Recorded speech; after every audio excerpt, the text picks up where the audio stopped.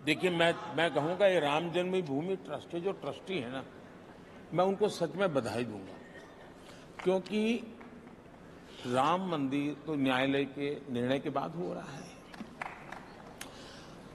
सारी दुनिया को मालूम है कि न्यायालय में भी रुकावट डालने का काम कौन करता था। 19 में तो यहां तक कह दिया था कि जजमेंट अभी मत लाओ वरना बीजेपी को फायदा होगा। न्यायालय में कहा गया था, कांग्रेस की तरफ से कहा गया था।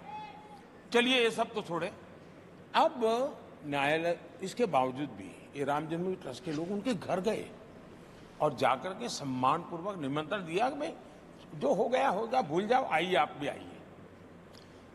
जैसे वो उनके यहाँ गए, वैसे ही जो 2-2, 3-3 पीढ़ी से अदालत में लड़ाई लड़ रहे थे अंसारी परिवार, उनके बेटे इकबाल अंसारी जो भी अदालत में राम जन्मभूमि के खिलाफ केस लड़ रहे थे, बाबरी मस्जिद के लिए लड़ाई लड़ रहे थे, उनको भी निमंत्रण दिया कि भाई चलिए अब तो न्याय का निर्णय हो चुका है न्यायालय का, आप आइए, आप देखिए साहब, निर्णय देश करे।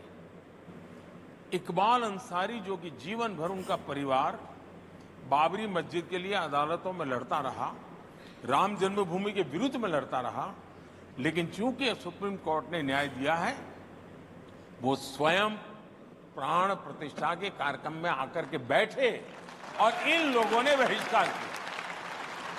तब जाकर के चिंता होती है कि क्या सोच है। इतना ही नहीं, मुझे बाद में अभी पता चला कि श्रीमान इकबाल अंसारी वो कोई अमीर व्यक्ति नहीं, सामान्य परिवार के व्यक्ति हैं। उन्होंने भगवान राम मंदिर का जो एक मॉड्यूल था लकड़े का, वो कहीं से खरीद के लाए और उनका जो पीएसओ था वो हिंदू है, उसको उन्होंने गिफ्ट किया।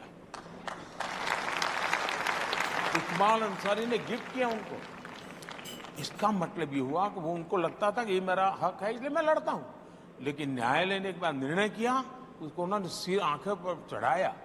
तो इकबाल अंसारी को मत सेक्युलरिज्म सही है कि इनका सेक्युलरिज्म सही है, ये चिंता का विषय है देश के लिए।